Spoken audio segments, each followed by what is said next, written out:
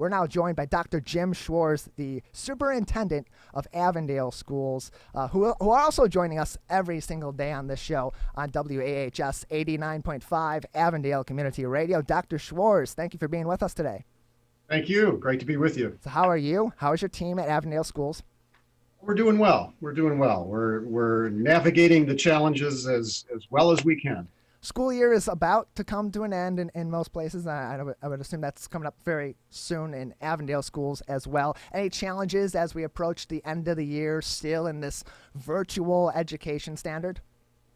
Well, yeah. I mean, we certainly, are continually working on the improvement of the delivery of instruction from a remote perspective. As all of us were thrust into this new paradigm of teaching overnight. I mean, literally overnight. As we've gone, we've been able to make adjustments and modify our plans as we're getting feedback from our constituency in terms of what's working, what are some things to tweak, and so on. So, we continue on refining what that remote learning paradigm, how that operates. We're also looking at summer school and putting the finishing touches on our plans for the offering of what is going to be virtual summer school for students that will be starting up shortly as the school year concludes. And in addition, we're looking at the fall and what fall instruction may look like. We'll talk more on that in a few minutes. You mentioned some of the challenges you have maybe at the end of this school year that that you had at the beginning of this whole process during the COVID-19 pandemic with going to virtual very suddenly, getting through all of that, getting into the process, kind of getting the hang of things. And now you're at the end of the year, you've learned a lot of lessons. How's Avondale Schools, your teachers, your students, and the administrative level applying those lessons as you begin to plan for fall 2020? Well, we're beginning to look at, the fall plans are, we haven't committed to any particular plan as of yet because we know there are a number of task forces that are working on recommendations, from the governor's office to the Michigan Department of Ed to Oakland schools. All of those entities have task forces that are working to create a system of guidelines for consistency across the state in terms of how the fall looks. We're also looking at, national guidelines as they're coming out, CDC guidelines, and we're looking at what other states are doing as well as they are slowly opening up. So we're taking a look at all of those things, and we're also juxtaposing next to that our experiences in this remote format. We do believe that there will be some ratio of seated instruction where kids will be in attendance in a classroom, and a part of their week will also be remote instruction as well. We don't have necessarily that ratio pinned down yet as to what that specifically will look like from a scheduling perspective, but conceptually we know that it's probably going to be some variety of seated versus remote as we start. So with that, we're looking at, our current remote formats and looking at streamlining things to make it easier for families, particularly with multiple children, so that they're not straddling several different formats depending on the age of their child, trying to create a greater consistency in that remote setting. Everyone's kind of figuring this out as they go. It's new for everyone in Michigan, in Oakland County, and even throughout the world. We talked recently with Superintendents Pat Watson in Bloomfield Hills and Kenneth Gutman in Walled Lake, and they had said that they'd been talking to neighboring areas and their superintendents, and even to superintendents internationally in places like in Belgium and in Korea. Have you had any contact with other superintendents locally in Michigan, in other states, maybe in other countries, and how have those ideas that you've exchanged and you've received impacted how you're going about planning for next year and the future? Sure. As a county, the superintendents in the county, we all talk quite frequently with each other. So, we all have our own hotlines of communication, and we stay in touch pretty regularly, especially in these times of crisis. And we, as a group, are communicating statewide, multi-state, and getting ideas from across, the globe as well. The whole aspect of social distancing and trying to interweave what that may look like at the beginning of the year is probably the biggest challenge for all of us, in terms of, how many students can you conceivably have per square footage, in a classroom, pending whatever the social distancing guidelines or restrictions are going to be at that point in time. So, we're still all looking in a crystal ball because we don't know what rules we're going to be obligated to fall under at that point in time. But we're certainly looking at what's happening in places like Denmark, South Korea, pertaining to, masks and hand washing scenarios, and looking at how many students you can have in a classroom at one time, split shifts, looking at transportation, how many students can you conceivably put on a school bus? We're in all those conversations together. Dr. Schwarz, thanks again so much for being here with us today. Erica Jones here, and I know you said that the superintendents in the county, you guys all have a hotline, so you're in touch all the time. So there's been a lot of talk lately. It's been pretty big news about how West Bloomfield has, come up with a plan, or at least tentative, as to what they've told their students and families they'll be doing in the fall. So was there talk amongst all the other districts in the counties about potentially following something like that when West Bloomfield made that announcement? Was that a group discussion that you guys all made, or how did that play into other districts' plans? Yeah, we're looking at that. We are all, I think West Bloomfield was one of the first ones to stick themselves out there with a specific plan. We don't know to what extent those plans will have to change depending on what the task force recommendations are. In terms of what the social distancing restrictions will be at that point in time. So I sense that, we'll all be moving to something probably remotely similar to that. Many of us are waiting to see what the task forces reveal before we commit to a specific plan. But we are all, we're all working and watching and communicating and collaborating on that. You mentioned different guidelines, such as the social distancing guidelines, PPE protections, such as face masks, and how those are going to be worn by students in the classroom. And you mentioned things like that maybe aren't frontline issues to people that aren't in education, such as how do you fit all the kids on the school bus? Not everyone's going to be able to be dropped off or by a parent or walk to school. A lot of students take the bus, and the Centers for Disease Control recently released guidelines and recommendations for schools for the fall that included separating student belongings, and included 25% capacity recommendation for school buses on top of facial coverings. Do you believe that those goals that were and those benchmarks that were set in those guidelines are attainable? And what guidelines are you discussing within Avondale schools relating to that to make it more realistic for your community? Yeah. I commend the folks that put those recommendations together. Obviously, they put those recommendations together without budget limitations, which we are all under. And I've heard your comments prior to me coming on the air about state budgets and the difficult times that we're going to be in. So we have to balance the recommendations that are coming with what's affordable, because we have to balance, obviously, our budgets.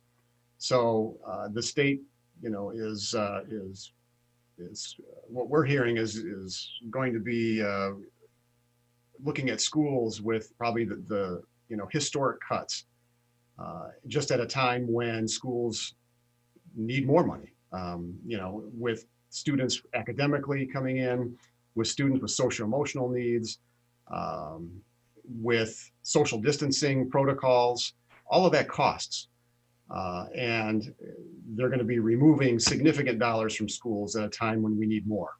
And that's really unfortunate. So to your question, we're going to be, we're planning on what can we do conceivably to the best that we can budgetarily to fit the guidelines that we sense will be coming. I don't know that the task forces from the governor's office and so on will be flat out adopting what the CDC recommends. or they'll be using other avenues of recommendations that are coming down the pike from elsewhere. So, again, we're kind of in a wait and see mode at this point on all of the specific particulars, but we do know that budget plays a huge role in being able to adapt to whatever protocols are prescribed. So there's been a variety of different estimations for what the potential per pupil cuts could be for schools going forward in 2021 and for the rest of this particular school year. The latest consensus revenue estimating conference put that at about $600 per pupil, and we've heard other estimates. The governor even mentioned in her press conference yesterday some of these estimates are going anywhere from $800 to $2,000 per student, and even though she mentioned she doesn't exactly know where those particular estimates are coming from. On top of that, the Michigan Budget Director, Chris Kolb, mentioned there's going to be another estimating conference at least before they go forward making their budget. At this current juncture, if the $600 per student cuts are made, just how severe? Give us an insight on that, because I'm not someone that budgets the schools. I don't follow school budgets as closely as a school administrator does in your case. How severe is $600 per student of a cut for a school district like Avondale? So it's significant. It's significant.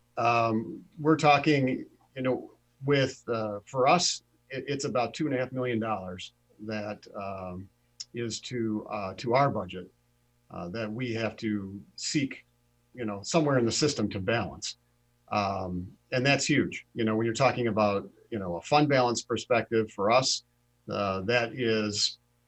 A $600 cut is probably about close to an 8% drop on our fund balance, which is something that is we simply can't do without cuts in the district. So we've already begun the process of looking at how we would balance a budget with that kind of a cut, and it does mean reduction of programs. It does mean reduction of staff. It does mean a reduction of services, again, just at a time when you need more, and it's really unfortunate. And it would be. Go ahead. Yeah, and at a time too where these schools we mentioned, we had talked to Kenneth Gutman a few weeks back, not the last time he was on, but one time before that even, and he had mentioned that Walled Lake schools in particular was just about at the point where they had fully recovered financially and gotten back to par from the losses that they took during the financial crises of 2008. Yeah. How is that measuring up in Avondale? Was Avondale schools about back at that point or close to being recovered? And how does this set them back in that process? We were, much like Walled Lake, we were just rounding the bend on getting back to, I'll say, healing from the market crash, from years ago. Our staff has taken concessions, frankly, for almost the last 8 years on salary and benefits and all of those. And we were just rounding back the corner, and then this happens. And this is a lot deeper of a cut, almost double of the cut that we took back when the market crashed. So if it's taken us 8 years to get to this point, and now we're going to have double the cut of what we had that took us 8 years. So does this mean now 16 years? I mean, the point is that schools or the legislature needs to fund schools differently, and not just differently, they need to prioritize funding schools, which they haven't done. So, it's time for our legislators to step up and make education a priority in this state. The Michigan Department of Ed has had the mantra that they want to be a top 10 school in 10 years. And that was 5 years ago. So now it's top 10 school in 5 years. And the legislature does not have that same mentality. And it's time that they do. You mentioned previously when you were on the show that, and it's great and it really makes sense in context of what we're currently doing in our schools with the with the distance learning and the potential for hybrid learning of in-person and at-home virtual learning in the future. You mentioned last time that you were on, one of the last times you were on, that technology like laptops is almost as vital as pencils and paper in today's educational landscape. Now, on top of that, there's a technology gap, and we have to identify there's absolutely a technology gap between families all across the state all across the country. And with this being the status quo, have you and other superintendents been urging the local county government, the Board of Commissioners and Oakland schools, and even at the state level or the federal level, for more focus in the budget potentially, or funding potentially, to help provide some way to bridge that gap so that students can continue to learn virtually if that becomes more of the norm as we go forward? Sure. And this crisis just underscores the inequity that we have with devices and the ability to conduct school electronically. We make assumptions that everybody has a computer at home and that everybody has connectivity. And in these times, we have found out rather quickly that that's not the case. I come back to the comments I made in the last interview about computers and this connectivity is as essential as a pencil and a paper nowadays. I mean, we have to provide students with adequate devices statewide. That is something that should be a priority of the state to erase that equity gap, so that all students have the ability equitably to learn. And I foresee that this remote learning paradigm that we're in is here to stay. It's here to stay in some format. And we need to prepare our students and our families and provide for that.